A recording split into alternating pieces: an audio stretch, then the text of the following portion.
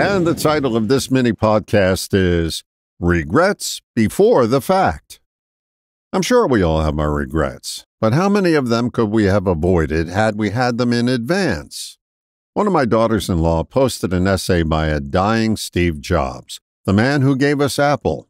He issued a litany of regrets he had and some sage advice for the living.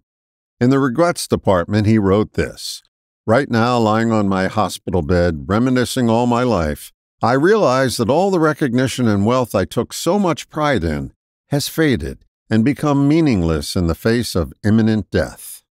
In the Pass on the Wisdom department, he wrote, "An undisputable fact of life. Don't raise your children to be rich. Educate them to be happy. When they grow up, they'll know the value of things and not the price." The proverb, "Look before you leap," has been with us since 1546, and we've been ignoring it for centuries. What's the long-term outcome of a current action you're about to take? We've been conditioned not to think that way. We're so invested in the short term and remain short-sighted about the consequences of our action. It may be time for us to learn to regret before the fact. One of the skills I've developed over time is the ability to spot the fly in the ointment in a proposed action that has lots of exuberance behind it.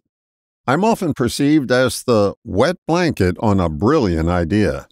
I don't consider myself to be a negative Nelly, just a proponent of asking the question, what could go wrong? By also considering the downside, you'll be singing like Sinatra.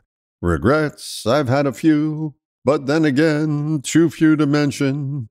Regret before the fact really means to regret before you act. Maybe it's just me taking to heart what one of my childhood heroes, Davy Crockett, said. Be always sure you're right, then go ahead. Following his advice will save you countless heartaches and a boatload of dread. All the best, John.